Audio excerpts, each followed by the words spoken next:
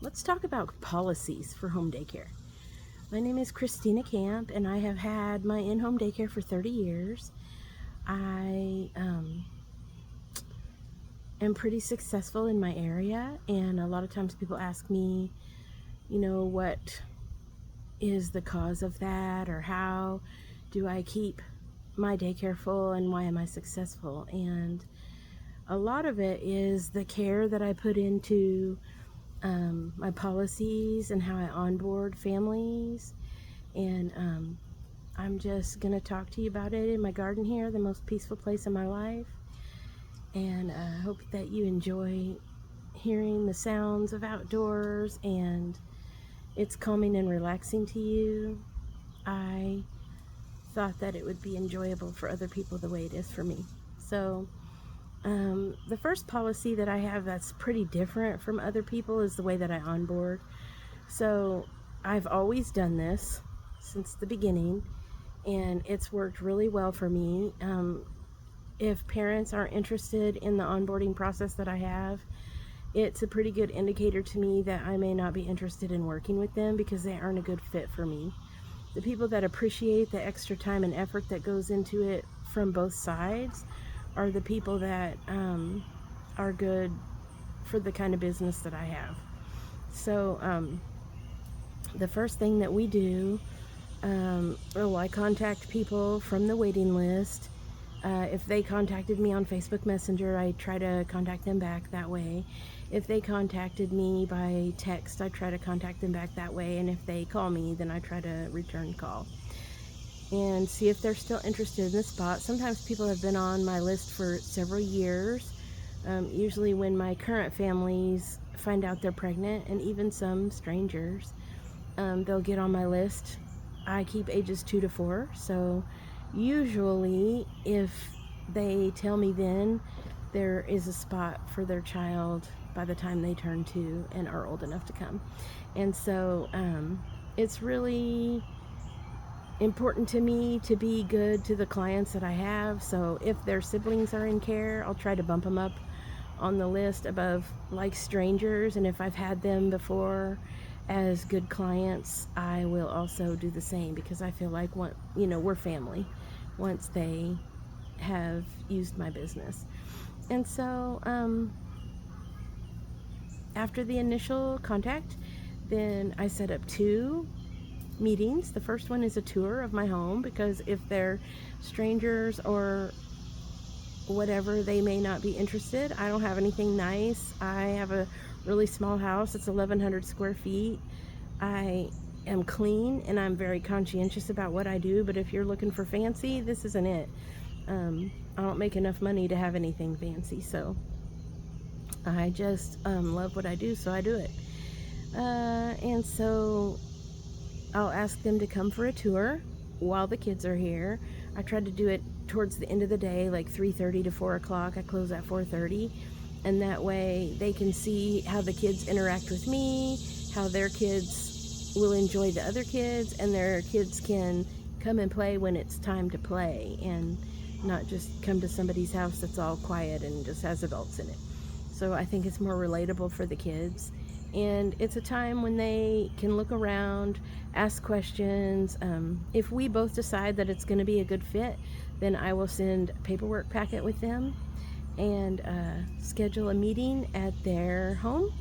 And this is something that I don't know of anyone else that does it, but it has worked for me for a long time to help with separation anxiety.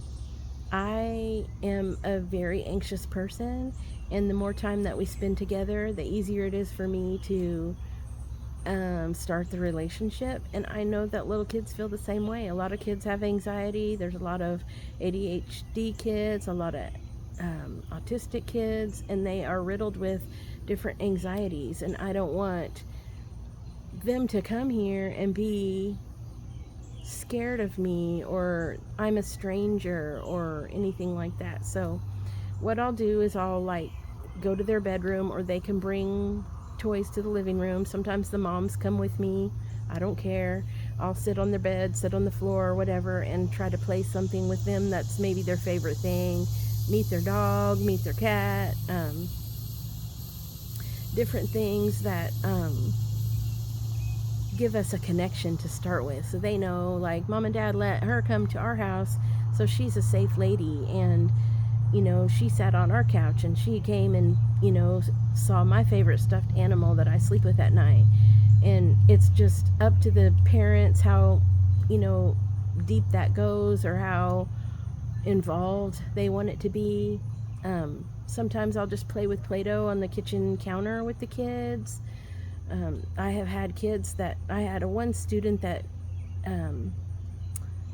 would hide in his bedroom even when his grandparents came over. He had a tent inside of his bedroom. He would go inside the tent so nobody could find him.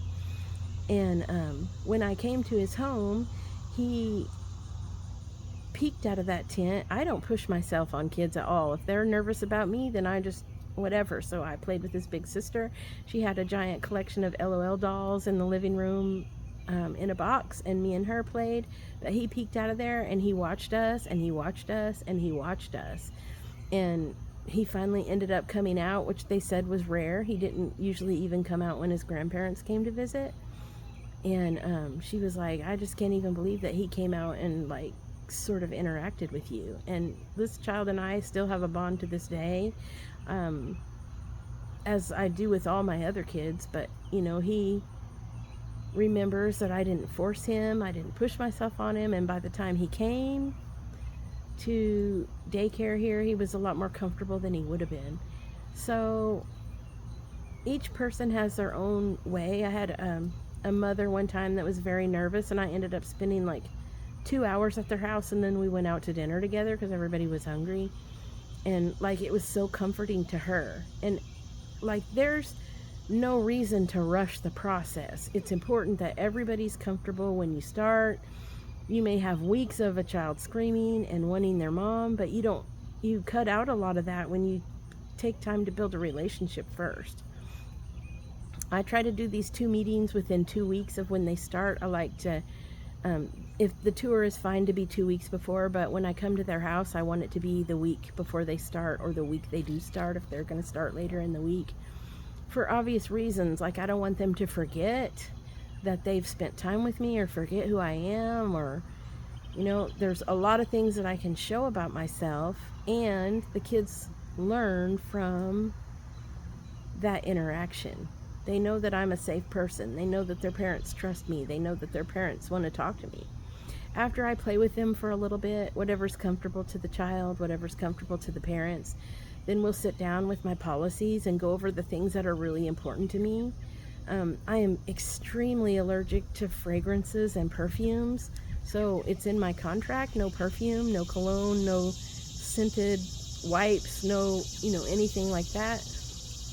I go over that with them. I'm also deathly allergic to cinnamon, so they can't come in with Cinnamon Toast Crunch on their hands, or like granola bars or anything like that. It's fine if they eat that, but they need to wash up before they come in, because the smell of it makes me have really bad migraines and get extremely sick. Cinnamon oil, cinnamon candles, cinnamon, the spice, anything, I can't tolerate it at all. So they can't bring that for share snacks. They can't come in with it on their hands. So I make sure I go over that, because that's really important. If I can't breathe, I can't work, obviously. And those 2 things are deal breakers for me. So I let them know that, and I talk about my hours and rates and the days off and stuff. I give out my days off for the whole year in January, or at interview time. So people know I do take a lot of time off, but I need it. I used to be young, now I'm old. I do get very tired, and so I want to make sure that I take care of myself enough that I can still take care of everybody else, and that takes me a little bit more time off now. So those days are paid. I do take 11 holidays off, plus my vacation days, which is 20 to 25 days a year. And the kids pay whether they come or not. If they're sick, they pay. If it's floods and they can't come, they pay. This is my income, and those are spots. And if you want the spot, it's yours, but you're responsible for it.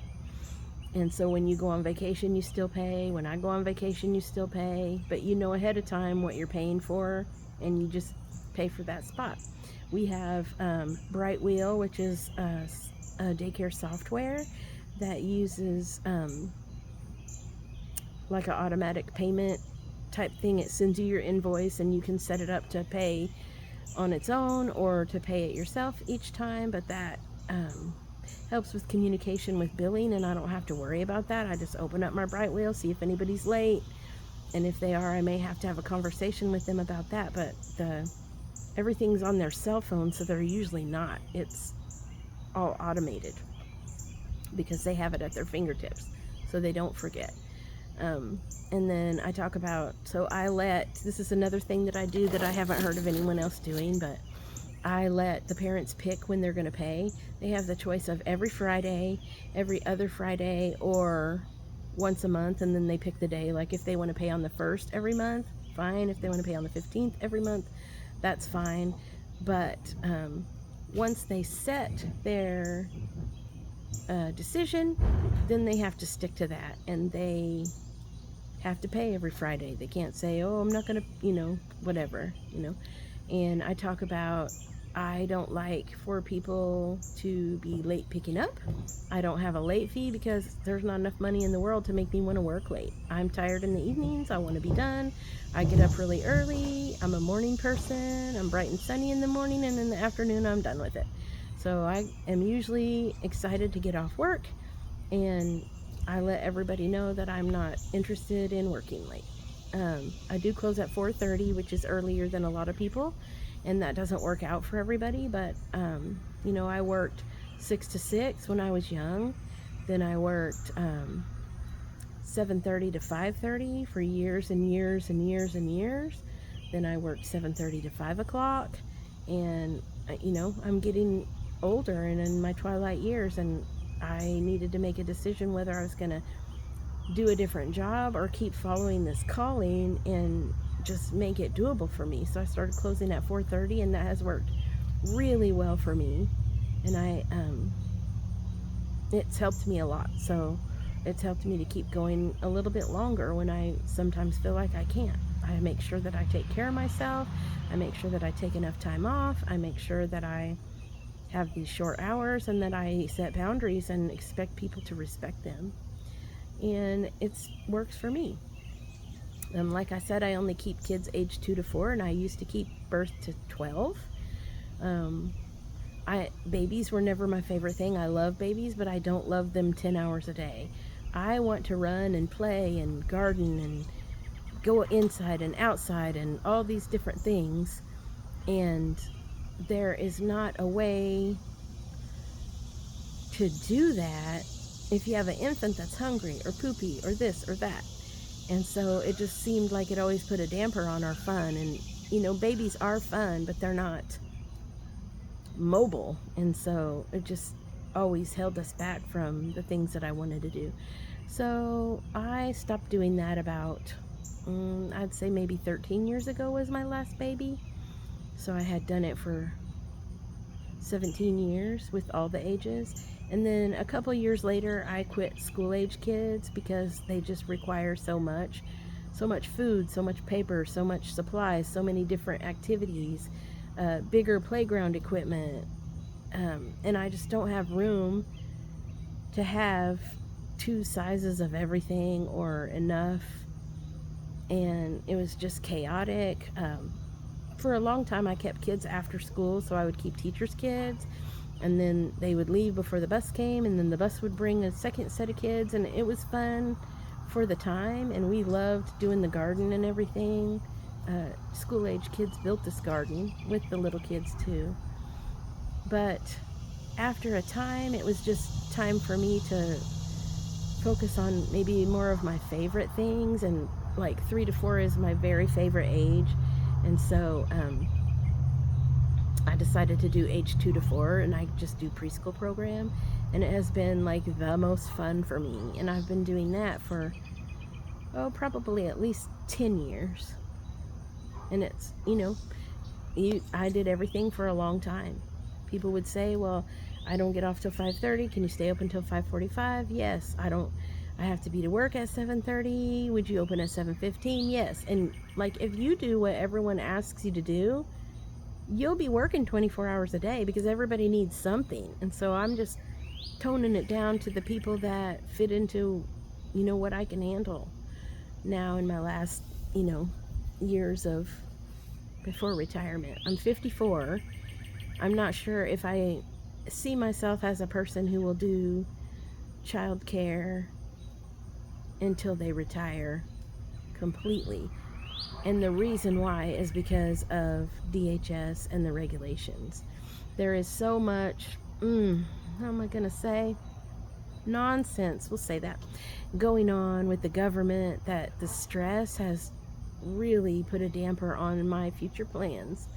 And I don't think, with the amount of hate that comes from them and the amount of unfairness in how they run their regulations, that is going to be something I'm going to keep putting up with for too much longer. So it's really sad because this is my calling and it's what I was born to do, and every year I get better at it and I love it. But the stress is like to here with the paperwork, the food program, the DHS, all the powers that be are just nonsense. So, people are closing their doors right and left over the, let's say, crap they've been doing as of late, especially with the quality program. And so, I don't know. I'm just doing the best I can, and I living day by day and praying about what I should be doing, because I want to live as the person I'm supposed to be and be putting out into the world what I should be putting out into the world, which is a lot of love. So back to the policies of mine. So in my contract, it talks about time and money. So we talk about when you pay, when you pick up, when you drop off. I do not like to look out the window for 2 or 3 or even more hours in the morning to see kids that are coming late. I hate it. I've always hated it. You have kids that come at 7:15 a.m., then you don't have anyone else that comes until 8:15 a.m. So for an hour, that one kid or just 2 kids are playing, and then most of your kids come, and then 11 o'clock someone wants to roll up in here, or 10 o'clock. So I added a policy that drop-offs have to be by 8:30 or they can't come. I do not like people scheduling swimming lessons or doctor's appointments during nap, because they want to come and pick up during nap and it wakes everybody else up. And I don't know if you've ever spent 3-4 hours with 6-7 cranky toddlers that didn't get their nap out, but I don't like it. It isn't fun. And so I just ask, if you're going to have afternoon appointments, that you pick up by 12:30 so that everybody can go down for a nap and get the best chance that they can to get a good rest, and not to pick up before 3:15, 3 o'clock. Even 3 o'clock is fine. If everybody's not awake by 3, I wake them then, and we have snack. And I don't mind you disturbing what we do. I just want to focus on the kids. So if I'm looking out the window from 8 o'clock till 10, like, we could have had so many more experiences and activities, but I've got to sit by the window waiting for the last person to come.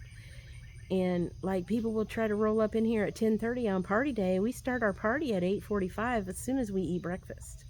And the party's over at 10:30, 11 o'clock, because I have to make lunch and have it on the table by 11:30 as per the regulations. So there are things that have to be set up in the day that you have to work around. So I started making the 8:30 cutoff, and that has done wonders for my day. I really enjoy just getting started with the kids and focusing on them and getting all the parent focus done at the beginning. That's a world changer for me. Let's see what other policies I have. A lot of policies are DHS orient, like they're required. But my things are dropping off on time, picking up on time, paying on time, so that I can buy supplies and groceries and food to do the care.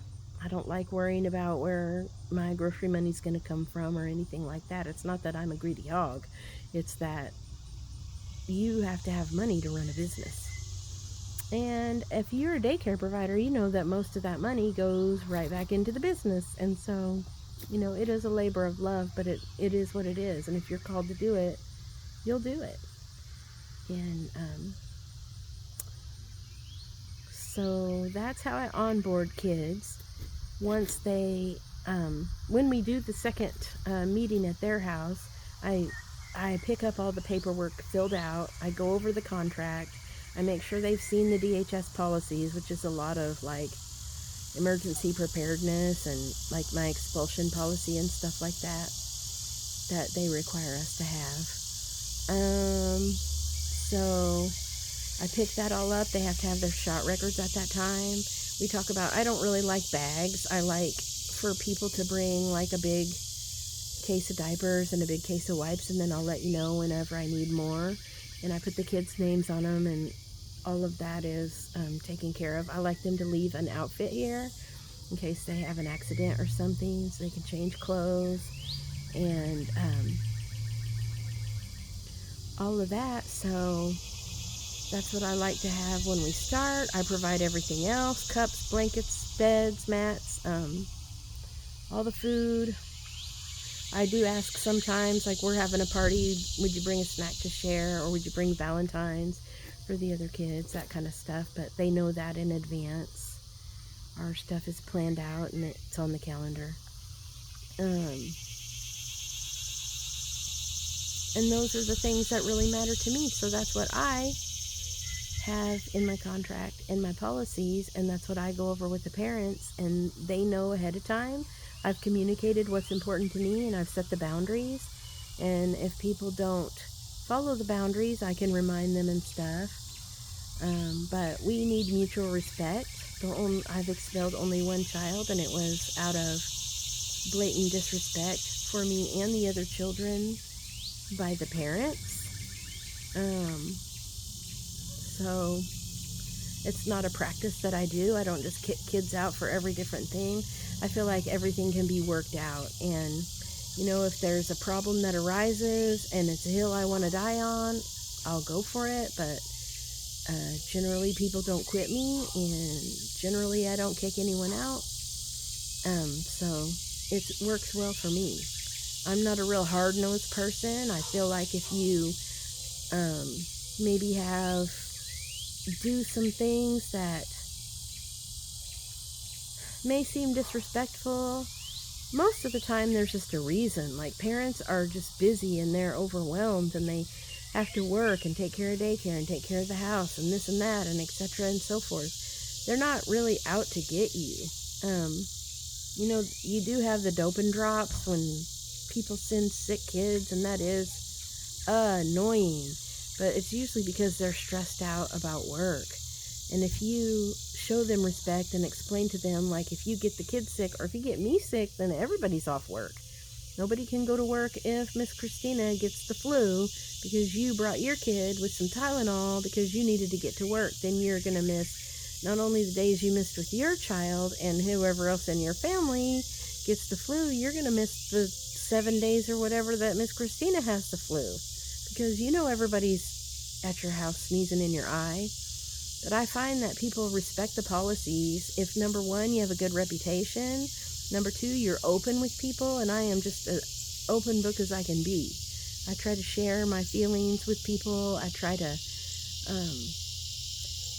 put a lot about what we do on Facebook so people know who I am before they even come, and it's comforting to people. And I also try to communicate what's important to me. And if you communicate and you show respect, you'll generally get it back. Not every time. There are buttholes in the world. People are jerks. Some people are unstable or manipulative. And, there's some of that you can get around by using kindness. And there's some people that just can't be helped. And if they, get pressed up against the wall, they may act like fools, and then you have to terminate the relationship, and that's okay too.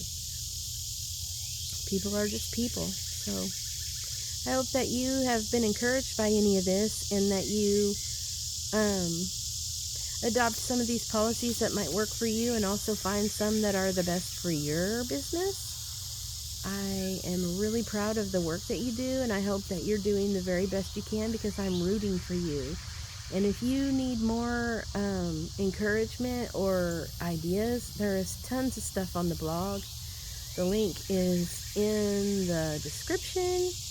It's littlesproutslearning.co, and I have spent 10 years putting up a lot of answers to questions that people have asked me. So go over there and search around and take a look. If there's something that you need help with, maybe it's there. So anyway, the work that you do is so important, and I appreciate every minute that you put into it. And I really am rooting for you to be successful. Have a great day.